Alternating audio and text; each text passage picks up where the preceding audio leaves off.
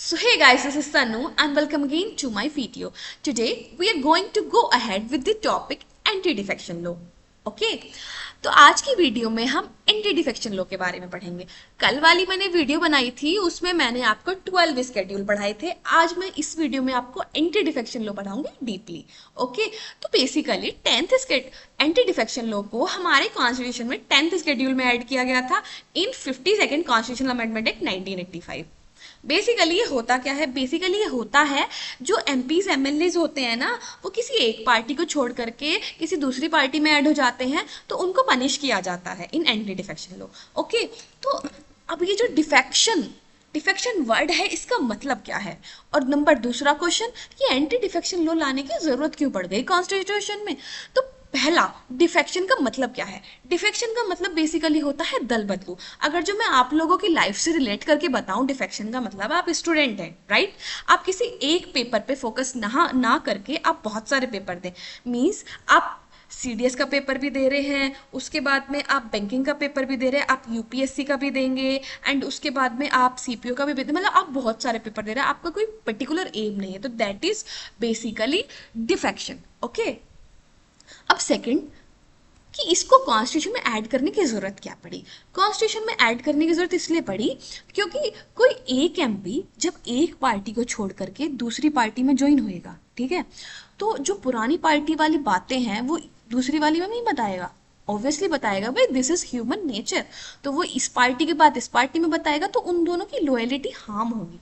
मतलब वो बहुत ज़्यादा, मतलब उस ये कॉन्स्टिट्यूशन के लिए अच्छा नहीं है, तो इसलिए एंटी डिफेक्शन लॉ लाया गया।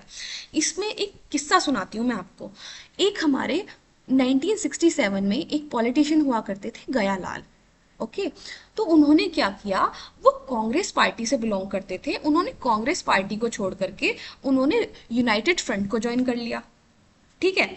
फिर उन्होंने दूसरे दिन क्या करा, उन्होंने यूनाइटेड फ्रंट को वापस छोड़ के वापस कांग्रेस को ज्वाइन कर लिया। फिर क्या करा, उन्होंने कांग्रेस को छोड़ के यूनाइटेड फ्रंट को ज्वाइन कर लिया।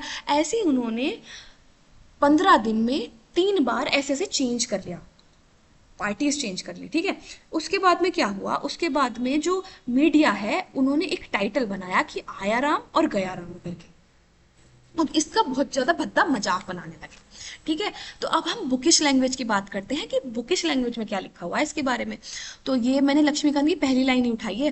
The 52nd constitution amendment in 1985 provide for the disqualification of MPs and MLAs on the ground of defection from one party to another. अब एमपीज एंड एमएलएज से आप लोग क्या समझते हैं। एमपीज एंड एमएलएज का मतलब होता है, एमपीज का मतलब होता है member of parliament, and MLAs का मतलब होता है member of legislative assembly. MP means Lok Sabha या राज्यसभा के सदस्य, एमएलएज मीन्स विधानसभा या विधान परिषद के सदस्य। ओके नेक्स्ट, इसकी एम की बात करें, ये एक मतलब हमारी जो कॉन्स्टिट्यूशन बॉडी है ना उसमें एक स्टेबिलिटी प्रोवाइड करना चाहते थे एंटी डिफेक्शन लॉ लाके। ओके तो बेसिकली मैंने आपको बताया कि ये पनिशमेंट करते हैं, अगर जो एक पॉलिटिकल पार्टी का कोई मेंबर को दूसरी पॉलिटिकल पार्टी को ज्वाइन करता है तो उसको पनिशमेंट किया जाता है। एंड ये सजेस्ट किसने किया था, एंटी डिफेक्शन लॉ लाने को सजेस्ट किया था, ये आइडिया दिया था वाई बी चरण ने। Okay right.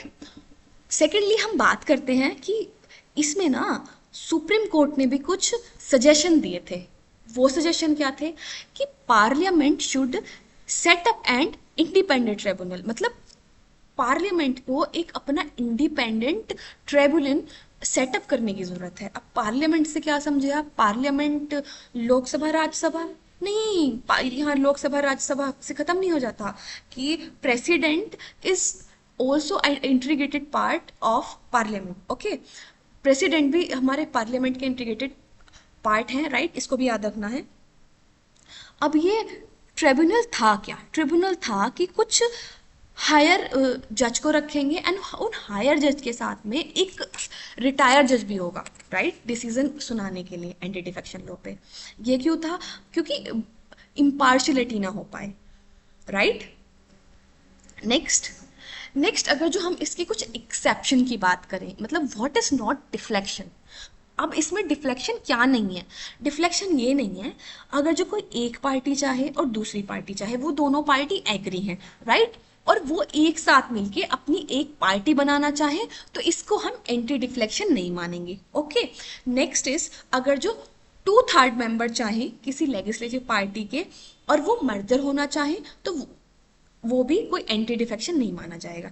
2/3 से आप क्या समझते हैं? 2/3 से हम ये समझते हैं कि किसी पार्टी में 3 मेंबर हैं और उसके 2 मेंबर चाहते हैं कि हम ये पार्टी छोड़ के वो पार्टी ज्वाइन कर दें, तो वो कर सकते हैं, इसको कोई एंटी डिफेक्शन नहीं माना जाएगा, राइट? तो ऐसे इसमें लिखा हुआ है कि the 10th schedule said that if there is a merger between two political parties, right, and 2/3 of the member of legislative party agree to the merger will not be disqualified। और ये किस में आया था? ये आया था 91st कॉन्स्टिट्यूशन अमेंडमेंट एक्ट में, राइट? तो इसमें बेसिकली एक केस था ये वाला, Ravi S Naik versus Union of India वाला। तो ये थे हमारे रवि एस नायक, ठीक है? ये भी एक मेंबर थे पॉलिटिकल पार्टी के और ये चाहते थे अपनी पॉलिटिकल पार्टी को छोड़ना, ठीक है? ये एक वॉलेंटरी रेजिग्नेशन चाहते थे। इन्होंने अपना रेजिग्नेशन लेटर एक पॉलिटिकल पार्टी को दे रखा था, पर वो पॉलिटिकल पार्टी ये सोच रही थी कि अगर जो हमने इनको निकाल दिया और इन्होंने किसी और पॉलिटिकल पार्टी को ज्वाइन कर लिया तो ये तो हमारी भाई बात वहाँ जाके बता देंगे, ठीक है? तो इनको तो हम रेजिग्नेशन एक्सेप्ट ही नहीं करते। तो इन्होंने जाके केस डाल दिया सुप्रीम कोर्ट में, इन्होंने केस डाल दिया। तो फिर सुप्रीम कोर्ट से ये जीत गए, मींस सुप्रीम कोर्ट ने उसके बाद में फैसला सुनाया कि आप इनको एक बार वॉलेंटरी रेजिग्नेशन दे दो, फ्री विल दे दो, ठीक है? उसके बाद में अगर जो ये पॉलिटिकल पार्टी ज्वाइन नहीं करते हैं तो ठीक है, लेकिन अगर जो आप ये ज्वाइन कर लेते हैं तो वापस से इन पे आप एंटी डिफेक्शन लगा लें, ठीक है? तो बेसिकली ये वाला केस ये था। अब इसके कुछ एडवांटेजेस भी थे, राइट? एडवांटेजेस क्या थे? जैसे ग्रेटर स्टेप, मैंने आपको बता ही दिया कि ये एक्चुअल में स्टेबिलिटी बढ़ाने के लिए बनाया गया था। Democratic realignment, right? Reduce corruption को कम करने के लिए बनाया गया, ओके? तो that is it for today's video, and if you feel my content is beneficial for you, then don't forget to subscribe my channel and do comment. Thanks for watching.